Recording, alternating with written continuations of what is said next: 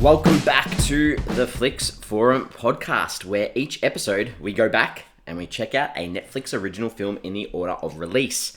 This week we have Netflix's 81st film. It's the 2018 French romantic comedy I Am Not an Easy Man.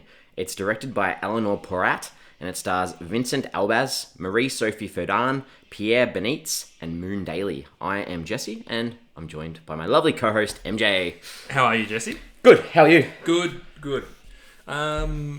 Interesting title, this one, and I know it's a literal translation for a French film. Yes. It's a shocking title. Oh, okay. Just like Straight off the bat, didn't mind the title. Well, you know how many times I couldn't remember the name of this film? True. It just doesn't stay with me at all, and I don't. It doesn't feel grammatically correct. There's something about it doesn't work. Yeah. Okay. Good. Yeah. Very good point. I didn't even. I just was like, oh yeah, this is the title of the film. But I do agree with you. It was a hard one. It's one of those. We had one a while ago, which I think was the really long one. I can't even remember the pretty thing that lives in the house or whatever it was. That was one of those titles that. Yeah. This one it never stayed with me. Like when you said like, okay, next movie we're seeing is I'm Not an Easy Man. And I looked up I'm Not an Easy Man. I got to type it in. I'm like, what is this movie called? And I had to go back and check what it was called. And then even after I watched the film, I'm like, what was that called? I cannot remember. When I was putting together, I'm like, do I do the intro with the French title? Oh. And if you hadn't done it, what would you have said? I would have said, Je nous us pas un homme facile. I don't know if that's right. That's pretty good, yeah. That sounded more like, I don't know what that was. I mean, Hungarian, I don't know. Probably not the person to be like saying if it was good or it us wasn't. pas un homme facile. Facile, that sounds better. See, you know like what? Bastille. I prefer that. I prefer that title. Yeah, I wouldn't know how to spell it, wouldn't know how to type it, but that's okay. Anyway, sometimes every now and then I want to bring out the title. I don't want to make a big deal out of it, but I'll just bring it up quickly. And I didn't like this title. Good. Sorry. We start our show with our Fast Flicks, where we do our own little quick summary. MJ, fill us in on your summary of this film. Cool. And as usual, sorry, we're going to spoil this film. So if you did want to check it out, pause, go watch. Yeah, and if you're not sure, maybe listen to our Fast Flicks for the next 1 minute, because that might give you a flavour of whether you want to listen to it or not. Sure. But yeah, we are going to spoil it. For me, a chauvinistic man wakes up from a concussion in a world where the societal norms of gender roles have been reversed. Oh, we have so many similar words, because I think we watched the same film. This is a pretty easy one to... I've just said, what did he say? After a concussion, for a man... gender roles are reversed in modern day Paris. Yeah. So, but you know what? The reason that they're the same is because I think that's a really cool, quick summary of a film, right? Yep. And I've explained That's why we call it Fast Flicks. Exactly right. I've explained this to two people since I watched this film, just because it was an intriguing film. And I'm like, okay, I watched this film. Oh, what's it about? And you say that, and you're like, oh, okay.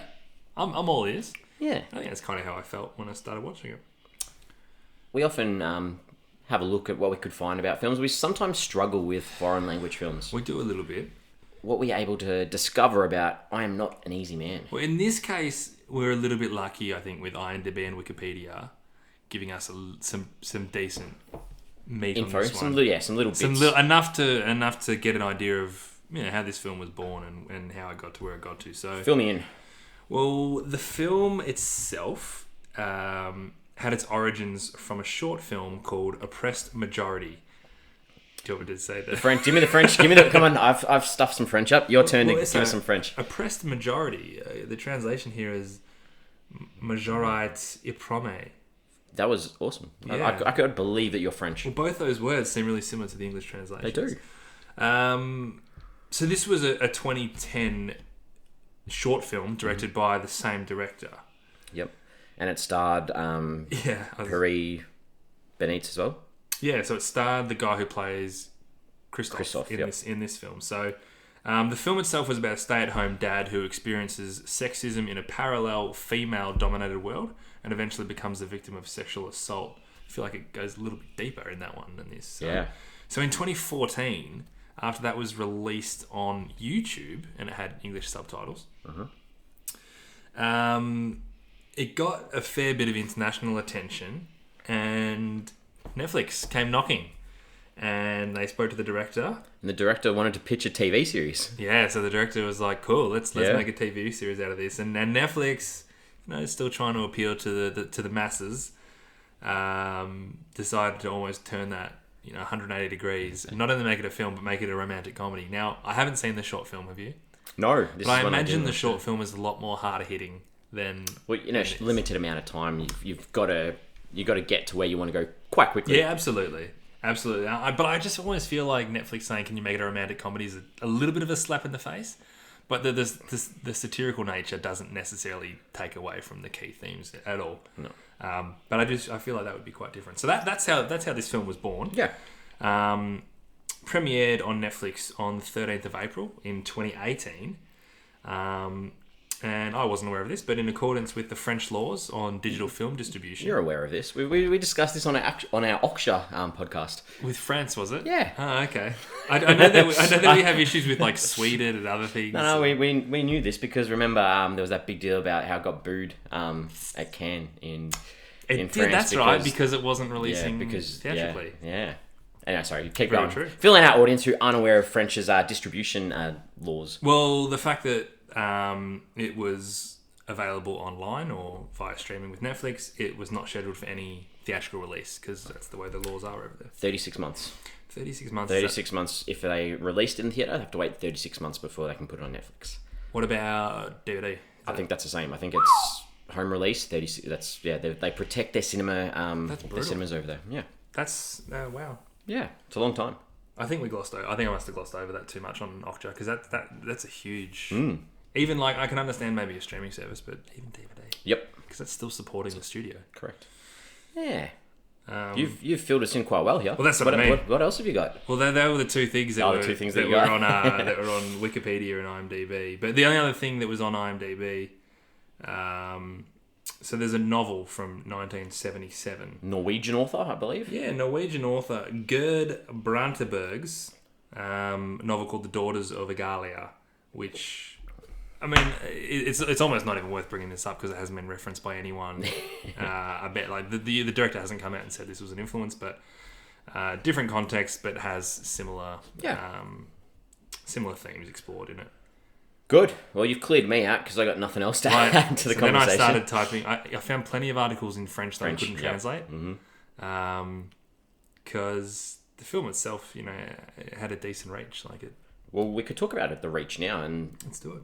What people have said or what we've heard about, or we can gather based on some critical and audience consensus. I think this is a pretty positive response from audiences. Sure. What have you got? IMDb specifically is a 6.4 out of 10. That's really high. And the amount of people that watched it is pretty high compared over 10,000, compared to some of the ones we've seen recently. Yeah, this was a decent sized film, but it's all well and good to have 10,000 people watching it, but a 6.4 out of 10 that's really good. Letterboxd is a little bit more tempered at 3.1, but not much. 3.1 out of 5. Yeah. Just over 6,000 ratings on that one. So this film did well. What have you got? Rotten Tomatoes. Yeah. No consensus. So on 5 reviews, it's at 80%. Yep. Okay. Which is pretty high. So one person didn't like it. One person didn't like it. And the audience is 71%. So that's close to the... they're good numbers. Yeah. It's close to what the other servers are saying as well on 186 ratings. And our good old Google users, 90% like this film. Yeah, wow. It's pretty high. It's getting higher than some of the ones we've had recently. I had a Netflix match for this one. Oh, mate. I don't know why. I've had like 4 in a row, maybe even more, that I haven't had a match on. Maybe I'm not in the wrong profile. It's just driving me crazy. I had a 74%. That's honest. It is honest because it's usually either really high or pretty low. So this is in the middle. If you were genuinely flicking through and it was, let's not say Saturday night because it's probably not a Saturday night film. Probably not. But if you were flicking, you're like, you know what? I've got nothing on this Tuesday night. I'm going to watch a movie. Yeah. Well, I don't know what I watch, but I'm going to flick through a few. Oh, this looks interesting. I look at 74%. It's a bit low for me. It's a bit low, is it? Yeah. That was. Yeah, I think that's where you're going. Yeah, no, you did well. I think a bit. 74. 74 is not enough. It's probably a little bit low. It's like middle of the range. Yeah. See how we do. Okay, but you'd probably put it on like your maybe list, and that's the problem with bloody streaming services. There's too many. I've got too many on my maybe list. Yeah, actually, I'm gonna tell everyone this, Jesse. But me and Jesse both have Letterboxd. You can see our profiles in our show notes. Yeah, we link it in the show notes. And I like to use Letterboxd for a number of reasons, but one thing, it's a nice way to consolidate your watch list. And if you're like us and you talk a lot of movies, people are always like, oh, you should see this film. Okay, because I'll forget that. But bang, I put it in my watch list. Yeah. How many movies are in your watch list? That's a very good question. There's a lot. Is it north of 1,200? Nah, I'm under 1,200. I'm in between. I think I'm in between 1,000 and 1,200. Yeah, okay. We'll go there. That's a lot. But it's at a point now where you don't even know what's on there. True, but I listen to podcasts, I read a review, I hear something, someone says this is a good film, I add it because I'm like, okay, I want to check it out. So I then, remember I watched a movie on a plane and I said, I really enjoyed the movie. I'm like, Jesse, I watched Loose. And Jesse's like, oh, cool. Like, he'd never heard of it. I'm like, no, man, it's on your watch list. It's like, yeah, because someone said something good about it at some stage, so I added it. I love Letterboxd. I love churning through my watch list. I don't. I get there when I get there. Okay, I think we are ready to give our early thoughts on this film. Yeah. I'm intrigued. I'm really intrigued on this one because this sort of... It's a rom-com. Well, they sell it as a rom-com. Sure. No. But it's not the rom-com that I sometimes would associate with MJ's likes. Would you classify it after watching? Would you still classify it as a rom-com? I'm not sure that the comedy translated that well. To me personally. I think it still definitely felt like a rom-com though. Yeah, I'd find it hard to not call it romantic, and I would find it hard not to call it comedy. I'd call it... To me, it was like a drama. But it was satirical. In some way, but it wasn't... In some way. I'd dark comedy? I don't know. Man, maybe. I don't know. It wasn't laugh out loud comedy to me. Even like some satirical stuff I laugh out loud at. This one, I found it hard to pick up on the comedic elements. Anyway. You want me to go first? Yeah, I do. I want you to go first. I actually thought it was kind of cool. Yep. The concept, which you can probably tell from the fast flicks, it's just a really interesting concept. There were bits and pieces that didn't work for me, but there are enough moments that actually do make you take stock on what they're talking about and how you look at society, which is pretty good. And so I thought it was pretty cool. The thing that I actually probably liked the most was the ending, and we can talk about it later. But the ending, this is one of those films where I was watching it going, this is cool, but I know how it's going to end. And when that didn't happen, I was impressed, and then the direction that they did go with it, I was even more impressed. So okay, I think when I turned this movie off, I was like, nice, I'm impressed with that. So okay, yeah, it's a decent film, interesting watch. What about you, mate? Yeah, I thought this was pretty well done. Yeah, I thought that the dialogue and a lot of the imagery throughout was pretty compelling, and it was sort of a good look at the world and how we act in reverse. 100%. And I think I appreciated that. It was interesting. It's not my favourite film, but it's not the worst film I've ever seen. Yeah, that's probably a really good way to put it. Yeah. Because there were moments in there where you're like, shit, like, this has been right in our face and no one's pointed it out to me like the way you're pointing it out to me, and that's really weird, and why do we do things this way? And you don't get that in a lot of films. No. And it's one of the... It's a tricky one to talk about because it's so obvious what they're doing that there's not a lot to like go too much deeper in with what they're saying because it's obvious what they're saying. There's not a lot of really deep, dark themes that you need to uncover that you might pick up better on a second watch. It's not like that. It's in your face. If I watched it again, it'd be to pick up on all the cool little things that are in the scenes that I didn't pick up on my first watch. Because there's a lot of cool stuff in this that you just it's true. Yeah. But I think this is also where I'm glad you actually mentioned this, where the comedy stuff does come into it, because the things that were funny because that's like, I can't believe we do things that way, and then you're like, shit, am I bad for laughing? Like that's kind of where it got to, where you see women doing a certain thing that you're like, oh, that's funny. It's like, well, hang on, men do that all the time. Why? Like, so that's where it's a tricky one where you almost pull yourself up for laughing. So. Good. Okay. So bear in mind we've got two youngish men discussing this film. Thanks for calling me young. I feel old. I specifically the grey hairs ish. are coming through. At least you've got hairs coming through. Okay, let's talk about some characters. Yep. We start with Damien, who's the main protagonist. Yep. He's the main guy that we start with, and he starts off telling this sort of story about his first sort of love and all this sort of stuff, and it sort of cuts to him in therapy. And you have this discussion where, he makes it very clear through the dialogue that he's like, I'm not afraid of women. So they set it up very early that this is a guy who's very set in his ways. And I've kind of liked that eventually, like after he has this concussion that sort of twists the roles of society around, I sort of like that you could slowly see him progressing into the norms of what this society is in was like. They kind of force you into it was like he had no choice but to sort of adapt and just become that character. So I didn't mind him in that way, I guess. Well, probably one of the reasons why I didn't like the movie more was because I didn't really like Damien. And that's not to say that it wasn't a good role or it wasn't a good character or anything like that. I just didn't really like him that much. And maybe because he was, he was very chauvinistic, and he was, I didn't like the way he treated other people. He was very arrogant, and he was very, selfish. And I just didn't like him that much. But I did find it kind of interesting. He never fully went 180 degrees on the way his stance. I know you sort of said he does slip into... He slips into little bits and pieces, yeah. But I'm glad he didn't go full, okay, now I am just this... I'm going to listen to my wife and do this and do that. Because that would have felt too obvious and too cliche if he had really done that and then learned that and go, oh, this is how we treat people, Mm-hmm. But one thing I didn't quite understand is why he didn't lean more into that new world that he was in, right? Like, it actually seemed perfect for the kind of guy he was to be getting the attention that he was getting. Yeah. Initially, you'd think, well, you should feel like you're in heaven. And there were, like, glimpses of that. But... he kind of never really got to that point where I was like, hang on, this is the character I know would love every second of this. So. That's a really good point because, like, when you see how much of a womanizer he is in the normal timeline. Yeah. So, it's... Girls are whistling at him and he's like, whoa, how good is this? Like...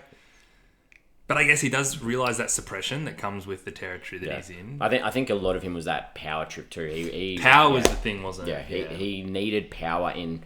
everything he did, whether that was a relationship, whether that was with his work, he just needed to know that... Whether that was literally having sex. Yeah. Like they were both on top, pushing down, talking about their power. Yeah.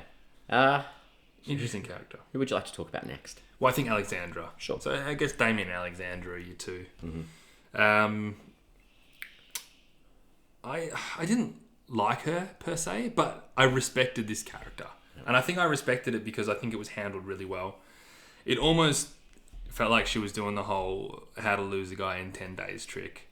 But I just think the dedication to make the gender roles reverse worked really well with Alexandra as a character. Like, it just felt so normal. Yeah, I think they did a really good job of making her as if she's a man in normal society. Like, unbelievably. Just the things in life, like the dominance, and... It was like a typical male character. And yeah. You know what got me at the start was when he was sort of blowing up with her and saying things that I'm like, man, like she's going to crack the shits, and she just didn't care. So I sound like a dick saying that, but it was just like I was waiting for her to blow up and throw a tantrum and say, well, I don't ever want to see you again, kind of thing. And she was like, come on, you're all right. And I'm like, oh, this dedication is working for me. I like it. I get it. But then you got to see him do those blow ups. So that's when I was like talking about he's sort of like slipping into he was almost little... doing it because he wasn't getting the response that he was expecting. Yeah. And then so he was trying to go even more powerful. Yes, it was interesting. Yeah, very interesting in that way. I've got Christopher, or what's his name? Christoph. Oh yeah, I could be wrong, but I think it's Christoph. Interesting character. Yeah. I'm scared of saying what I want to say. I think they needed a character like that just to sort of show the other sides of the reverse roles that you weren't seeing through Damien. Yeah, absolutely. But at the same time, it was like almost over the top compared to... that's like, good. It wasn't down the middle. Because I found him very funny. Okay. But then I don't know if I'm a little bit sexist for finding him funny because the things he was doing felt so ridiculous. But I get what you're saying. That's where you see, get but stuck. I didn't find any of this. I didn't find anything in this funny. I mentioned that at the start. Yeah. So to me, it was like it was maybe too obvious. For sure. I get what was happening and I understand that. It's like, we are pretty crap, but sometimes in society with the way that we treat people. And it started off with that phone call where he's like, I need my paternity leave, and you could just tell that tension, like. That's the sort of crap that people have to go through. And sure. I don't know. Yeah, that's right. I don't know. I thought it was kind of a nice take on a male friendship, obviously before the concussion. Yep. And then it kind of turns into a female friendship, despite the fact that Damien is still kind of in that male mindset. Yeah. But just the difference in Christoph in those two things. Their relationship, like the female side, like their female relationship, that's those stereotypes that you see in film. So I don't know if they needed to go there because, like, I don't really know people in real life that have those sorts of female relationships. I don't know. I think it worked. I think it does work better being over the top though. Yeah. Because there is a light-ish tone to the film. And as we sort of said, this movie is really explicit in what it's trying to say. Yeah. And it doesn't make you guess what they're trying to do with this character. And yeah, it is over the top, but I think it kind of works. Have you got anyone else? Well, the only other one I had was Lolo, which is his wife. His wife. And I think really similar to Christoph. It was over the top in the way that she took those gender roles. Mm-hmm. And again, I kind of found some of them funny, but I think they were just trying to prove that point. And I think that's kind of where this comedy side... If this film didn't have a comedy side to it in the genre, it feels weird. If this film isn't trying to be funny at times, it feels weird. It feels like they've done something wrong. So yeah, I as you're talking, I was like, I needed to look someone else up. I know we usually do. Didn't IMDb. have my attention. I know. I was zoning out and thinking about something else. You made me think about something else because I was like, okay, so we're talking about like I liked this. There's a scene towards the end where Lola goes back to when she gets kicked out of home. Yeah, when they break up. When they break up, and sort of that was a little bit off to me. Very strange. Yeah, it was a little bit weird. Narratively, I didn't know where that fit in either. And then they're like, oh, we were together at some stage. Like that was a little bit off. And then I'm thinking, okay, there's one other character that I was like, I needed to look up, which was the Sybil, the Moon Dailly character, she's in charge of the publishing. She's the boss of Alexandra. Sorry. Yeah, she's the one who's offering them money for the book. old lady. Yeah. Because I was like, I feel like I need to talk about her. I don't know why, but I was just like, as you're talking about, I was like, oh, there's one other character that sort of came to my mind. I was like, she's really interesting in that she's the catalyst for that sort of the conclusion to the end of the film. Yep. And I hadn't really thought about that until we were just talking about that. So I was just like, I just needed to bring her up because I just got really... I thought that was a really good performance. And throughout, she sort of kept Alexandra online with the project she was on. And then obviously Alexandra sort of throws her off and says, I'm giving up on this career. I don't want this story to be told. But then, she has this impactful sort of thing at the end. So I just... So is in this sense, is she like the seedy old...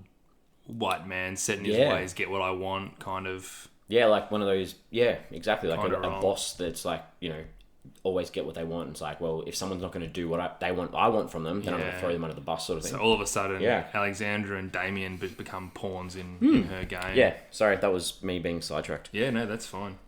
Cool. Yeah, she did become quite a big character by the end of things. Yeah. The director? Yeah. First feature? I'm waiting for you to... say her name because Eleonore Pourriat. Okay. I think the Eleanor bit I was alright with it. Pourriat. Yeah. Lots of acting credits. Pourriat. I think there was like 22 acting credits for her. Yeah. Okay. Which is a lot, but obviously first feature, but did do the short that this is based on. Yeah. So this is kind of her baby, isn't it? What do you think of the cast? I mean, like it's hard sometimes when it's in like a different language because you don't know the characters or the actors or actresses necessarily. So that's true. I thought it was decent. I didn't love Damien, but I also appreciate that he had to be that kind of strong, pretty. Yeah. I thought he was alright. Christoph was great though. I thought it was a good role. Let's have a look at some scenes.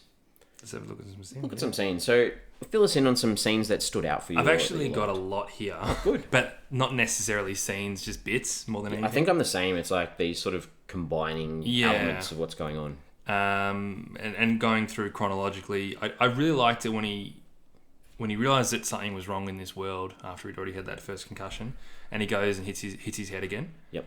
I just appreciated that he clued on really quickly. I was worried that we are going to go through 15 minutes of him being like, what's happening now? What's happening now? So I appreciated that. And that was probably something that you would, like, as much of a crazy situation that it is that will never happen in real life. Yep. I'd probably do something similar. So I appreciated that. this is probably one from a humour perspective. I like the scene where she was watching the rugby and her water broke. But that was the first time you really see those gender roles so plain and so obvious. And she's watching this rugby with the daughter. Gave birth standing up. That was... Yeah, I know. What a power move. But I just liked how he's, you peed yourself. He's like, no, the water broke. One of the books that he was looking at was called Of Mice and Women. Didn't even pick up on that. It had a subtitle, obviously, because it was in French, so I wouldn't read it. But the subtitle came up saying "Of Mice and Women." Very clever. I don't know how I missed that. Appreciated that. Well, this was a nice scene. This was a clever scene when he's having his dinner or his parents are over, and he ends up storming out and he says, "What's the big deal about being a single man?" Yeah. And like, this is all the stuff that single girls have to go through, right? Pressure from their families to... Yeah, so why haven't you found a nice guy? Conform to the norms and I thought they did that really well. Because you sit there and go, this is silly. It's like, no, this is what happens. So I like that.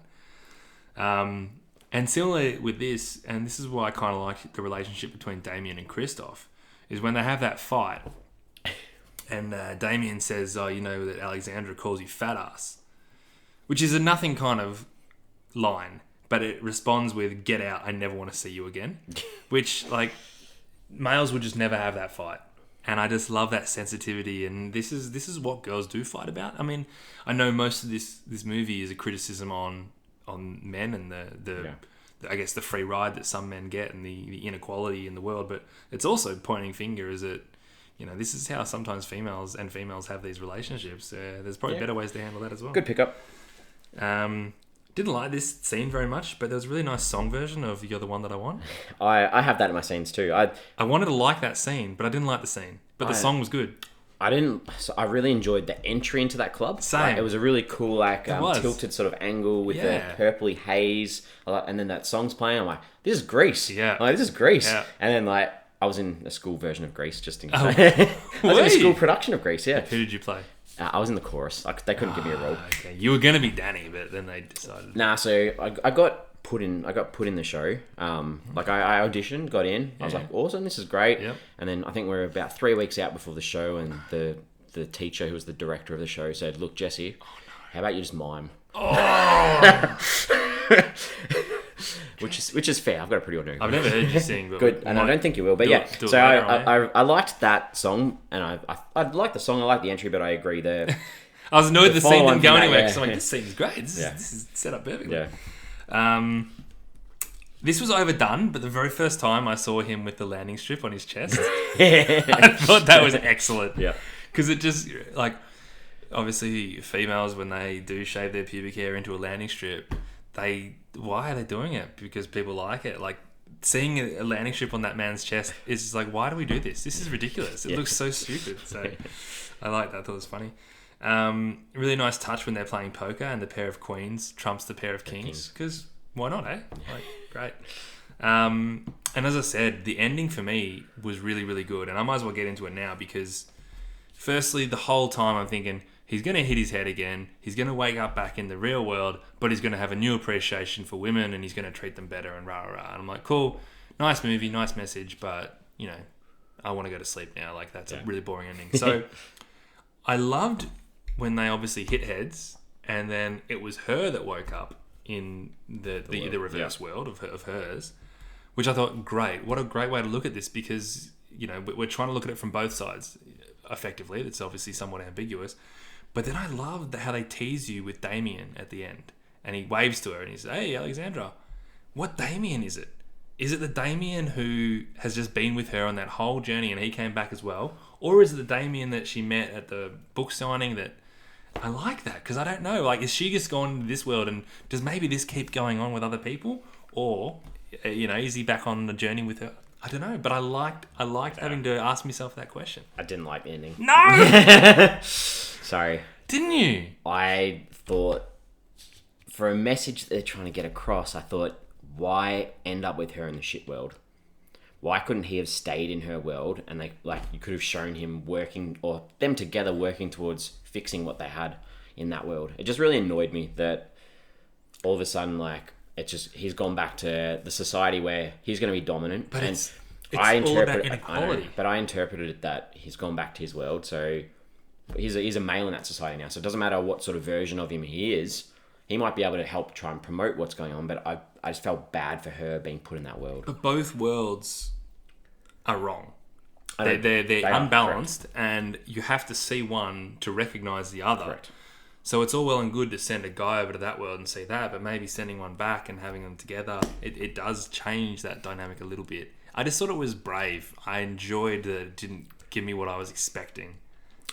Fair. I just would have really enjoyed it if he had have stayed in that world with her to work out what's going on and go, hey, let's work for equality, rather than going back to that world and we know where we are. Like, as a society now, like, things haven't really changed. So, like, I don't have that hope for those characters. Maybe you get a strong, powerful woman like Alexandra popping in there. Yeah, but I just don't have hope for them, like, for where they're at. I don't know. I think... I liked the idea that he was in that march. Like, I think that was cool, that he was in there with that march. So, to me, I interpreted, okay, so he knows, like, he's taken back what he's learnt from that experience. But at the same time, I was like, life for her is going to be so bad. And that just put me off. But it doesn't have to be. I don't think it has to be. They're one couple. No, yeah, sorry. But I don't know. But, you know, maybe that's the start of change. Where else does it start? I would love that to be the case, but... I don't know. I think it filled me with a lot more... This film's like 2 years old now, and it hasn't changed. That's what I'm thinking. I'm like... Don't think of it like that. That's how I'm looking at it. Like, it upsets me that... A movie's supposed to take you out of reality, and this takes you to a different reality and makes you think... It's hard to take you out of reality when it's so obvious of how our society is wrong. I would have been bored with them staying in the same one and having to work on it. I would have liked like a flash I just watched this for an hour and a half. 15 years later where he'd made some changes. No one likes a flash forward unless it's done really, it's really well. Really poor way to end a film. Sorry, I shouldn't have said that. Okay. Did mascots? Yeah, they flash forward like 1 year. I think there was. What was the one? The Siege of Jadedville. That really annoyed me. I think with the flash forward at the end. Yeah, flash forward, or was it like just a voiceover like with like what had happened to all of them? Yeah, that annoyed me. Yeah. All right, have you got anything else that you liked? No, I don't. Okay. The first couple of minutes, I was like, I'm in on this because there were 3 Disney references within the first couple of minutes. And I love my Disney, but you've got like dressing up as Snow White at the start in this concert. Then the love of his life was Aurora, who's Sleeping Beauty. Okay. And then they make a joke about Pinocchio and his penis. Yeah, penis. And I was like, there's 3 Disney references bang. And I was like, this is cool. So I got in early. Point, yeah. I was in early. I thought the male gaze was done really well in the opening scenes where before he hits the other world. You know, just there's a scene in the shop down the street. I thought the camera just did an awesome job of that male gaze of what happens, and I thought that was cool. And then I enjoyed once he did hit the new world that these small little twists of the gender changes. I liked that too. I just thought, like, you know, people like saying you can't walk around by yourself. I just thought, and then, like, you know, as soon as he wakes up from being knocked out by the ambos, like, have you taken any medication? Are you on the pill? Yeah. And like just these questions that as males we don't get asked because that doesn't get asked, and it's just like I was like, oh, that was really well done. Did you know this is what happened in the film? I didn't know. All I knew was that there was something about a gender swap in society. Yeah. Because I noticed straight away afterwards, obviously the paramedics were female. Yeah. And then the garbage collectors were. And I'm like, they're making a point. And then the butcher shop. But it still took me a while to figure it out. Yeah. Even when he woke up with his clothes, I was like, something's weird here. And they kept that throughout though, because, you know, you got the butcher shop. They had. But then I figured it out when he went to the office. The office, the office as well, and you know, at the end with the car as well. She's like, oh, "I'll get out and fix the car." Like they just stuck with it, which was cool. And girls running with no tops on, just completely normal. Yeah. Like that was proper dedication. And maybe the one sort of scene that, like, after he wakes up, they're like, you know, have you got a push-up bar on for your balls? Like, I just thought that was cool as well. And he had pink sheets, like just all these little tiny visual sort of things. And the pink sheets got me as well. I'm like, is this your bed? Like, yeah.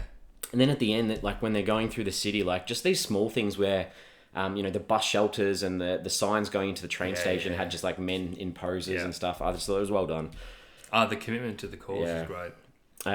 You mentioned this before when Damien and Alex are sort of having sex and they're having that power struggle, and they just talk about in each society who's got the power. I thought that was well done. I liked her referencing childbirth, being like, "We're powerful. That's why we're the ones who's birth." It was his response. We fight war or something. Yeah, I was something like that. That's right. Yeah. Fair enough. I thought that. So I can't say his friend's name properly. How do you say his friend's name? Christoph. Christoph's son. Was it Christoph's son? I think it was the ballet dancer. Yep. Yeah. I thought that the conversation that he has with him... Yeah, that's right. That was very interesting. It was sort of like hinting at this, being forced to do stuff that he didn't want to do. Yeah. And I thought that was done really nicely.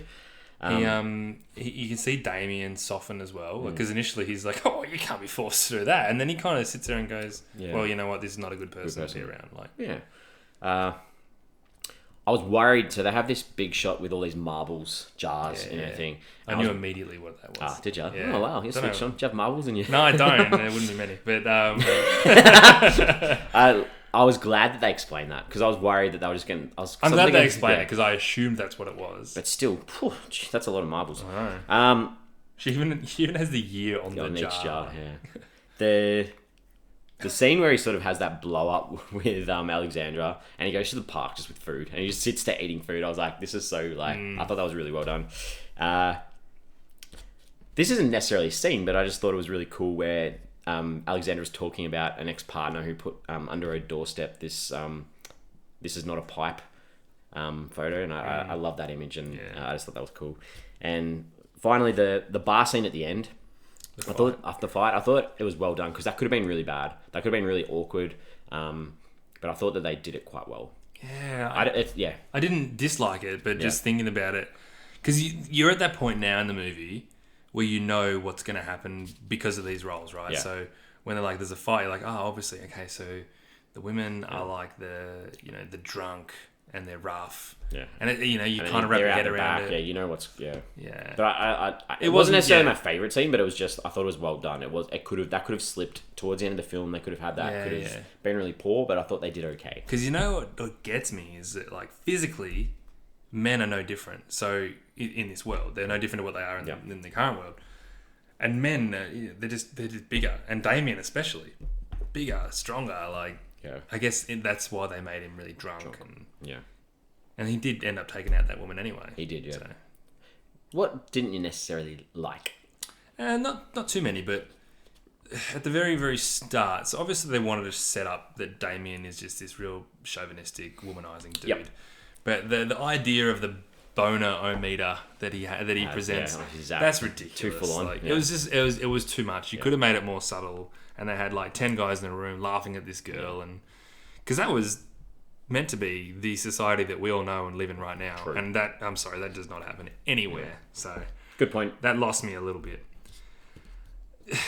This could be contentious, and I spoke about this before. How physically men and women are no different. Mm-hmm. Women still give birth.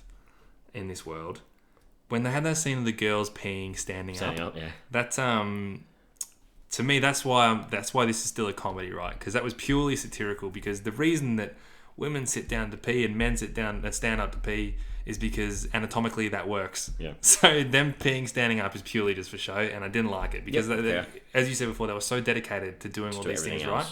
That was just for a laugh. Yeah, exactly. And the final thing I didn't like was when he proposed to her, because, like, where the hell did that come from?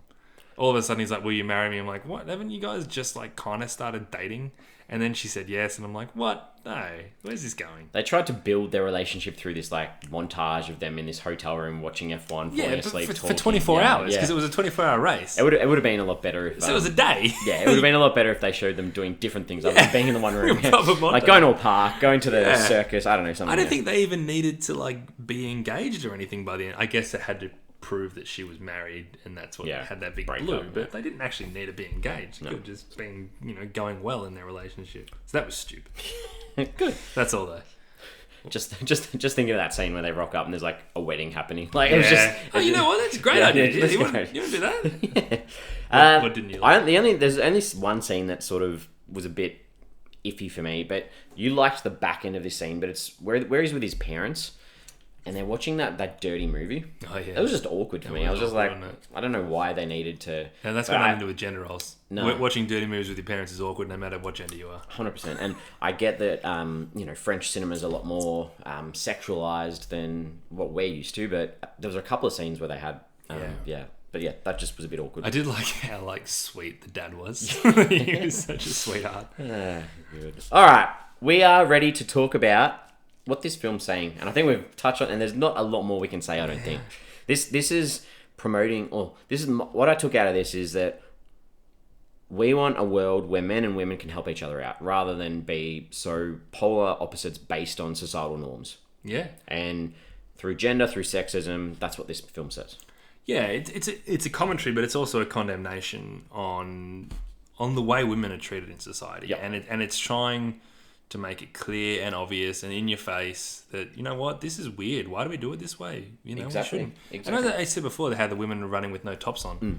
Why do men run with no tops on? Why is it okay for a man to run with no tops on? Who decides that that's something that people want to look at? And they did that well too, where, you know, she's in the office or wherever she's with her shirt First open. time, yeah. So little things like that where you take them for granted because it's happened forever and ever and ever, so it's normal. But it's kind of not. And that's where I, like, if I did watch this film again, they're the little things that I'd try and pick up on more of, because there would have been heaps that flew over my head. Yeah, that was because when it's not in English too, you're focusing on what they're saying because you've got to read the subtitles. So there's a lot that you're missing out on visually. And in no way are we suggesting that like the subtitles get in the way of the viewing. No, not at all. You do settle in pretty easily, but yeah. It was very blatant what this film was trying to say, which is completely fine because you know there's nothing wrong with shying around this subject. But it makes you think, right? Like I'm certainly pro equality, but you know, there's even some things there I'm like, shit, I didn't actually notice that being an issue, and it probably is. Yeah. So good. Okay. Well, what did you take away from this one? It's similar to what I said at the start. Like it was a fun watch that, you know, it does make you think. Once the gimmick wears off, there's not a heap to keep you engaged. Like the relationship wasn't that interesting to me. No. The characters, whilst interesting in the fact that they're playing different gender roles, was interesting, but they didn't do much for me either. None of them jumped off the page. So, you know, if this film had gone for another 15, 20 minutes, I would have been completely lost. Like, I was starting to waver by the end of it. Yeah, that's fair. But I think you could easily recommend it on the premise. Yeah. Like, I think it's a really thing. If you say, hey, this is what the film's about, if that tickles your fancy, go, because they commit to the cause. As I was watching this, thinking about it, I was like, is this the sort of film that an English remake would completely stuff up? And that I don't know why, but I had in my head, I was like, if this was in English, how would I feel about it? Would I like it as much? Would I think it, like, it's just a thought that I had. You've got to be careful with it. Yeah, you do. And you know what? You can do a better job too. This film wasn't perfect, but you just have to commit to the cause to actually really get that message clean, because you don't want to start muddying the waters at all. No, and like I don't watch a lot of French films, and this is our second French, I think, on Netflix, after yeah. Blockbuster. Blockbuster was French, yeah. So you know, it's opening my eyes a little bit to more cinema. There's a similar tone to these two films. I get that was actually probably technically a romantic comedy as well, very different, but you can sort of see the tones are similar. I think the other thing that I take out of this film is every time that I found something funny, and whether I'm laughing out loud or it's just like a moment, it's almost a nod to like the messaging that, you know, I think when a pair of queens beats a pair of kings, I was like, that's clever. It's like, oh shit, like that's. Yeah, why? Like, why? Yeah. Because, you know, back in the day, a king ran a country and then his wife was like, it's... Yeah. So every time you laugh at something, you're kind of like condemning yourself as well, because like you shouldn't find that funny. That's the point. We should change our decks of cards around. Yeah. Did you jump on IMDb at all? I did. Yeah? I did. I had to check whether the director was female. Okay. It felt like the director was female, and to be honest, it felt stronger because the director was female. Sure. Not to say that a male director, I mean, at the end of the day, it's an art. It's a piece of art. So, but yeah, it's one thing. I didn't until we were doing this podcast before, when I looked up Daily Moon. And I'll be frank, I saw you on Google, not IMDb. Correct, because Daily Moon is, well, she's an actress, obviously, but it's a hell of a name. Yeah, she's French American, based in LA, so she works both sides of the Atlantic. Right. She plays diverse characters because she can speak English, French, German, Chinese Mandarin, and Spanish. Wow. What a multilingual. Wow. Impressive. What's she doing acting? She should be bloody solving world hunger. Yeah, very good. All right. Have you got any questions for me? Yes. Good. Why do they always go back to Damien's apartment when he hooks up with girls? He hooked up with... Because societal norms would suggest you go back to the man's... Come back to my apartment kind of thing. Fair. Yeah. I guess it's a good question. Yeah, no answer for you. Because I think every little thing that happened, I was trying to think like, what would normally happen. So when that happened, I'm like, no, you should be going to hers. Because we do see Alexandra like having people at her place, so there's no reason for her not to have them. And even the first girl he hooks up, I think her name's Sybil. He hooks up with her once or twice, and he's got the hairy chest, and she's like, "Oh, I'm not going there," which is clever. I was like, "Why are you going back to your house? You should go back to hers." Good point. The only other question I did have, which I kind of asked you before, but what Damien do you think that was at the end? What do you reckon? Do you think that was the Damien that had been through everything? Yeah. It wasn't just the Damien that already existed in that. Because they both, I feel like they both came through on that. I think so too, and I'm glad that it wasn't explicit though. Good. Well, question. Similar, we've answered this as well. I was just like, why did she have to end up in the shit world?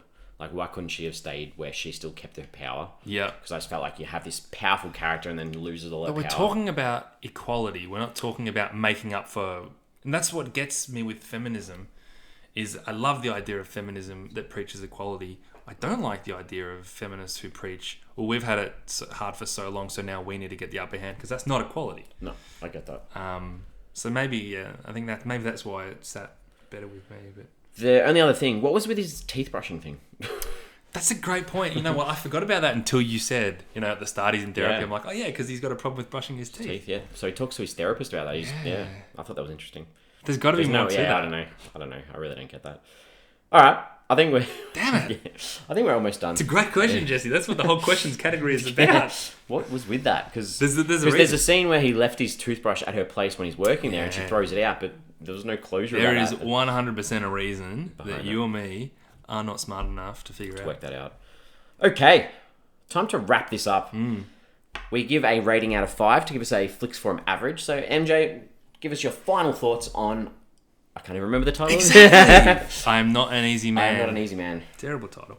I thought it was cool, and I thought it was a clever concept. It just lacked a little bit of substance, and the characters because of that couldn't really draw me in. So the humour in it worked well because there's important gender role messaging behind each laugh. Yep. And I appreciated the ending didn't go down a cliche route. It's 3 stars for me. Nice. Well, yeah, I think we've agreed on this one a fair bit because I thought this was really done well too. I was struggling at the thought of a French film that I had no big knowledge about. The cast, didn't know much about anything. So, I'm glad I watched it. It was worth watching. Well made. Don't let that get in your way. No, the message was nice. So I'm also giving it a 3 out of 5. Beautiful. Which gives us an average of 3 out of 5. Easy. Didn't have to use the maths for that one, so I'm happy. Been a while since we've given the same, I reckon. Yeah. We had a little period there where we were copying each other. A little bit different, yeah. We are on social media. We have Facebook, we have Twitter, we have Instagram. Got them all. We are at Flicks Forum. If you could please subscribe to us, that would be awesome. Great. Automatically download our episodes. That really helps us out on the charts. Makes us smile as well. In honour of Parasite's recent Oscar a couple of weeks ago, I think we're both very happy with Parasite's huge fans of that movie. We are. A couple of weeks ago, we both enjoyed the ceremony. Give us a good foreign film we can watch. Just any foreign film that's a good one we could check out. I messaged you as soon as Parasite won, just with exclamation marks. But I genuinely, I was watching it by myself. I stood up and put my arms in the air and celebrate. I was so pumped. It was like I was watching a sporting match. So it was about 3:28, I think, Victorian Melbourne time in the afternoon, and I had a meeting starting at 3:30. Oh, perfect. So I'm sitting in this office. There's about 6 other people in there, and I'm like, I've got to move. And then they announced it, and I jumped up and yelled. I was like, yeah. And everyone looked at me like, what the hell is going on? What a great feeling. I was so happy. So give us a good foreign film recommendation. That'd be great. All right, do you want me to give you some? Yes, I do. There's a Chinese film, probably over 10 years ago now, that won Best Foreign Film called Departures. I know Departures. The violin one? No. Yeah, violin. Very, very good film. Yep. One of my favourite films of all time is a Korean film, actually, by Kwok Jae-young, who does a lot of romantic... No, they're more romance than romantic comedies. Yeah. Called The Classic. Okay. One of my favourite films of all time. Bring the Tissues with You. It is beautiful. I watched it on a plane, again, over 10 years ago, and I was sitting on the plane, crying my eyes out. It is a wonderful film. So the Classic by Kwok Jae-young as well. Some good recommendations. All right. We're back again next week. Yep, I'll be here. I'll be here too. I got no idea what we're doing. It's another 2018 film. It's a comedy. Hopefully it's got a better title. I'll remember it. This could be completely different to what we've just... Because this is called Dude. Dude. So I'm worried. Dude, I am very worried that this is going to remove anything that we've covered in today's Don't judge a book by its cover. True. This could be cool. So it's... No, he's in Dude. It's directed by Olivia Milch. Okay. Stars Lucy Hale, Catherine Prescott, Alexandra Shipp, Aquafina, and Alex Wolff. Oh, yeah? Alex Wolff from Death Note. Yeah. So, yeah. Was that his brother? No, Nat Wolff, Alex Wolff. Yeah, that's a yeah, good point. could be. So that's what we're looking at next week if you'd like to watch before we release. I'll do it. I'll watch it. Good catch up, as usual. Yeah, no, I'm glad that was a good one to chat about too. Good. And I'll see you next week. You'll see me then. Bye.